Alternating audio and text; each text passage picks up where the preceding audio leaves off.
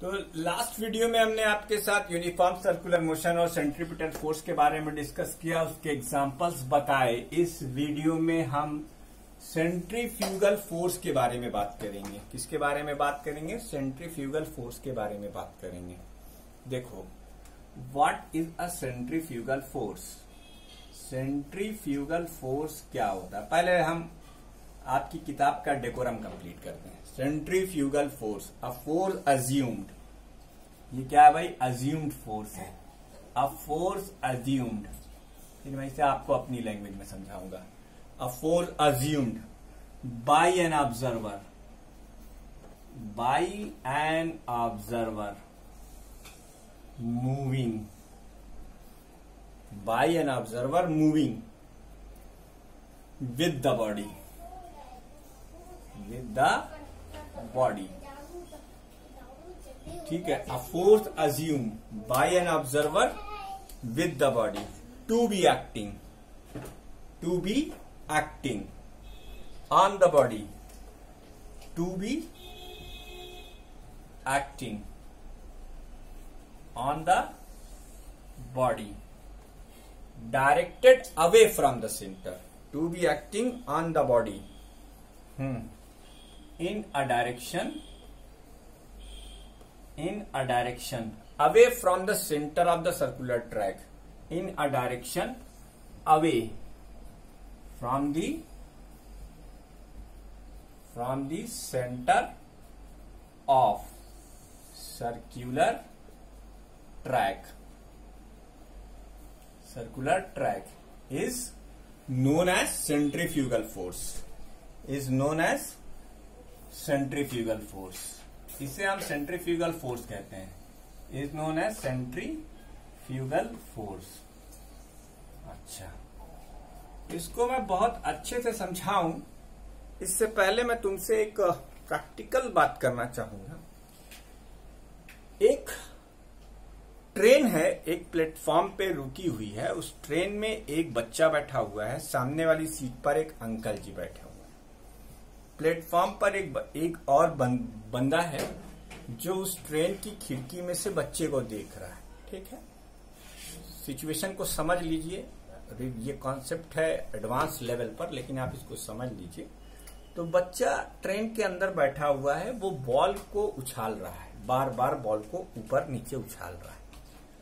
तो जो अंकल जी ट्रेन के अंदर बैठे हुए हैं, उनके रिस्पेक्ट में वो अप एंड डाउन मोशन होगी, ऐसे ऐसे मोशन होगी। और जो बाहर बंदा है उसके भी रिस्पेक्ट में अभी फिलहाल अप एंड डाउन मोशन होगी, सीधी लाइन में। बॉल उछालेगा, ऊपर फेंकेगा, नीचे आएगी, ऊपर फेंकेगा, नीचे आएगी। ठीक है।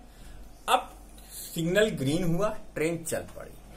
ट्रेन एक्सीलरेटेड मोशन में है, लेकिन बाहर वाला जो बंदा है अभी भी वो देख रहा है। ठीक है। अब वो क्या डिस्क्राइब करेगा? अंदर वाले बंदे के लिए अभी भी बच्चे की जो बॉल फेंक रहा है वो मोशन अंदर वाले अंकल जी के लिए अभी भी फिलहाल वो लीनियर मोशन है, अप एंड डाउन मोशन है।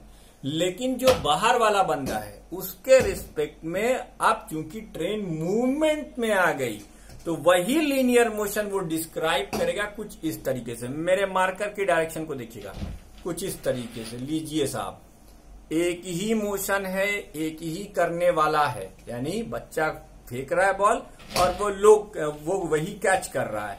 अंदर जो उसके साथ में अंकल जी बैठे हैं उनके रिस्पेक्ट में अप एंड डाउन मोशन, और जो बाहर अंकल जी हैं उनके रिस्पेक्ट में दूसरी मोशन। तो इसका मतलब एक मोशन को दो डिफरेंट वे में डिस्क्राइब करा जा सकता है, दो डिफरेंट ऑब्जर्वर पर। अब ये डिपेंड करता है कि ऑब्जर्वर कहाँ है। तो इसका मतलब मोशन की कंप्लीट डिस्क्रिप्शन में सिर्फ ऑब्जेक्ट की मोशन का होना ही इम्पोर्टेंट नहीं है, उस ऑब्जर्वर का भी होना इम्पोर्टेंट है जिसके रिस्पेक्ट में आप मोशन डिस्क्राइब कर रहे हैं। इस कॉन्सेप्ट को ध्यान में रखकर अब हम सेंट्रीफ्यूगल फोर्स को एक्सप्लेन करेंगे। देखो, बहुत आसान सा एक एग्जांपल मैं तुम्हारी बुक से ही उठाता हूं। इन्होंने एक मेरी गो राउंड लिया। क्या लिया साहब? एक मेरी गो राउंड। यानी वो झूला जो आपके यहाँ स्कूल में बच्चों के लिए लगाया गया है जिसमें स्टैंड होता है। अब ये बच्चे का, अरे ये वो सेंटर है, ठीक है, मेरी गो राउंड है ये, ठीक है। और यहां पर एक स्ट्रिंग है, इसको हमने टाइट किया एक बक्से से, ये एक बक्सा है। तो आपको मालूम है कि अगर स्ट्रिंग टाइट है तो एक टेंशन काम करेगा। लीजिए साहब, टेंशन हो गया। यहीं पर एक ऑब्जर्वर है, ये ऑब्जर्वर 1 है, और एक यहां पर ऑब्जर्वर है, ऑब्जर्वर 2। एक यहां से देख रहा है, एक यहां से देख रहा है, ठीक है। अब ये मेरी गो राउंड एक कांस्टेंट स्पीड से रिवॉल्व कर रही है। मेरी गो राउंड एक कांस्टेंट स्पीड से रिवॉल्व कर रही है, ठीक है साहब। तो पहले ये केस समझ लो। तो विद रिस्पेक्ट टू ऑब्जर्वर 1, है ना, ये जो ब्लॉक है आपका B, block is at rest, block is at rest. वजह क्या है, जितनी स्पीड से ये ब्लॉक घूम रहा है सर्कुलर ट्रैक पर, उतनी स्पीड से आपका ऑब्जर्वर भी घूम रहा है। तो ऑब्जर्वर के रिस्पेक्ट में ये ब्लॉक रेस्ट पर है, लेकिन at the same time with respect to observer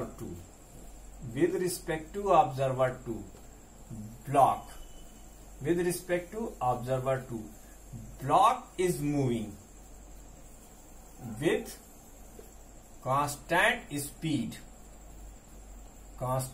speed in circular motion. लीजिए साहब, एक ही मोशन को दो अलग अलग तरीकों से डिस्क्राइब करा जा सकता है। अब ये डिपेंड करता है कि डिस्क्राइब करने वाला कहाँ है। अगर डिस्क्राइब करने वाला ब्लॉक के साथ खुद उसी स्पीड से मूवमेंट में है तो ऑब्जर्वर 1 के रिस्पेक्ट में ब्लॉक रेस्ट पर होगा। लेकिन अगर ऑब्जर्वर 2 की बात करें तो चूंकि ऑब्जर्वर 2 मेरी गो राउंड के बाहर है, ये क्या है बेटा, मेरी गो राउंड, मेरी गो राउंड के बाहर है, तो मेरी गो राउंड के बाहर होने के नाते वो तो खड़ा है। अब उसके रिस्पेक्ट में ये ब्लॉक की पोजीशन कांस्टेंट चेंज होती रहेगी, तो वो क्या कहेगा, यही तो कहेगा कि ये सर्कुलर मोशन में है।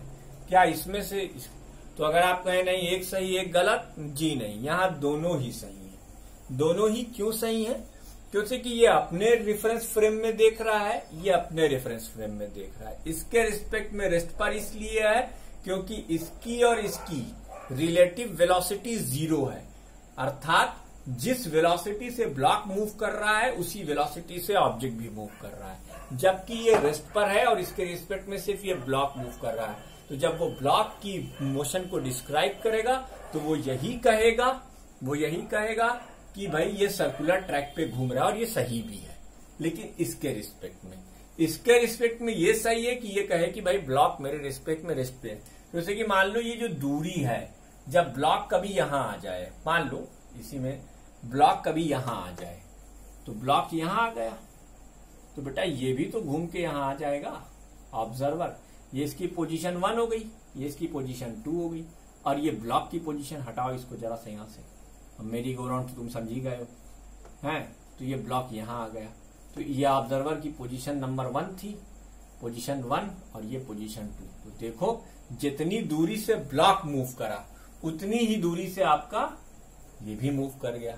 तो भैया रिलेटिव पोजीशन तो चेंज हो नहीं रही है, तो इसके रिस्पेक्ट में ब्लॉक रेस्ट पर है, किसके, ऑब्जर्वर 1 के रिस्पेक्ट में। लेकिन इसके रिस्पेक्ट में तो कांस्टेंट उसकी डायरेक्शन चेंज हो रही है और पोजीशन चेंज हो रही है, तो वो क्या कहेगा, सर्कुलर ट्रैक पर। उम्मीद करता हूं आपको मेरा ये वे ऑफ एक्सप्लेनेशन बिल्कुल समझ में आया होगा। अभी पिक्चर बाकी है, अभी हमें इसमें सेंट्रीफ्यूगल फोर्स बताना है, ठीक है साहब। तो ये तो एक्सप्लेनेशन आपके समझ में आ गया होगा कैसे मैंने करा है। एक बार फिर से सुन लो, एक ऑब्जर्वर ये है, एक ऑब्जर्वर ये है। ऑब्जर्वर 1 चूंकि मेरी गो राउंड के ऊपर है इसलिए इसके रिस्पेक्ट में ब्लॉक B1 रेस्ट पर होगा, और ऑब्जर्वर 2 चूंकि बाहर है उसके रिस्पेक्ट में ये ब्लॉक सर्कुलर ट्रैक पर मोशन कर रहा होगा। ठीक है, बिल्कुल सही बात है। तो इसको नोट कर लीजिए। हमको आपको सिर्फ ये बताना है कि what is centrifugal force and how it will act and what is the nature. ये सारी बातें हमें आपसे करनी है।